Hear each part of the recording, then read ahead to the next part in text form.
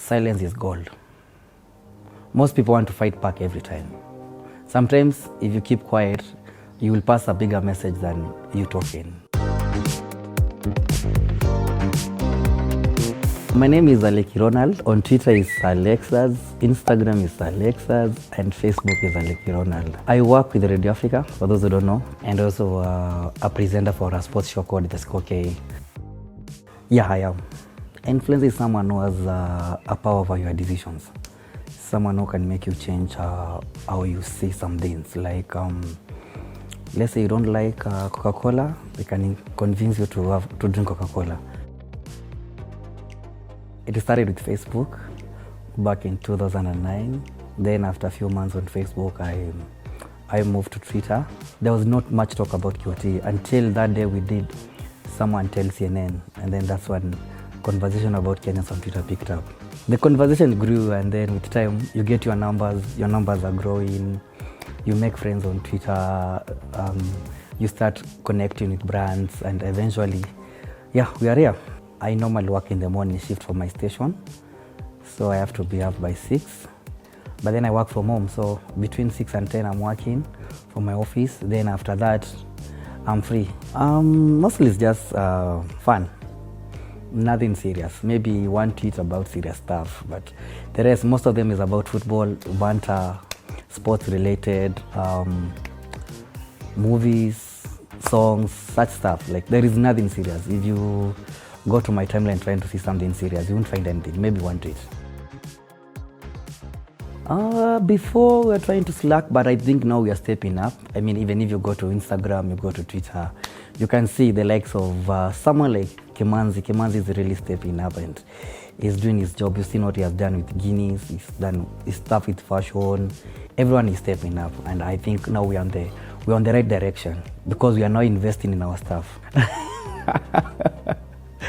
Not really. I think sometimes is being comfortable with a group you work with. If you look at a brand like Safaricom, over the last 5 years, they've had a group of influencers they've worked with. They really changed them. That's being comfortable with people you work with because that group has delivered. I don't think it's about cartel. Sometimes, if it's politics, I don't want to be part of it. It's not my fault. Like, I won't talk about politics because I'll definitely be lying to people. You also need to be genuine.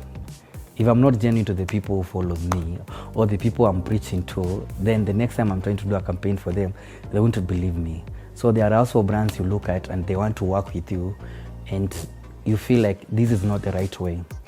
Also in terms of payment, if you're not giving the right payment and you want more than you can give, I would rather step aside and tell you maybe you can work some other time since we cannot agree on payment. And also if a brand has a bad reputation online, it's very hard for you to pick it up and try to defend it.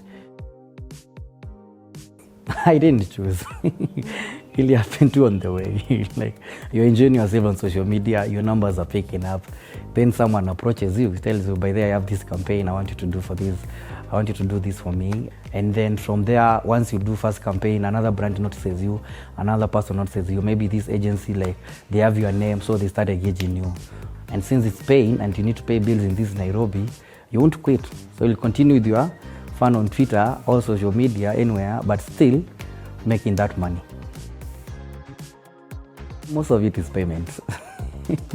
We have brands who pay on time. We have others who, I think everyone has seen that conversation.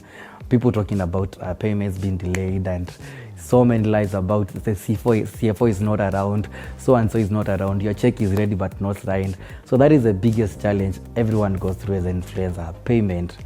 Silence is gold. Most people want to fight back every time. Sometimes, if you keep quiet, you will pass a bigger message than you talking. Just keep quiet, go on with your life, keep on tweeting, don't bother them. It's life, I mean, we are all different. I love traveling a lot. I explored in Kenya, especially last year. Now that we had COVID, there was nothing to do. attending concerts a hobby. Yes, those are my stuff. Watching local stuff on TV, movies, and once in a while, maybe twice in 2 years, playing football.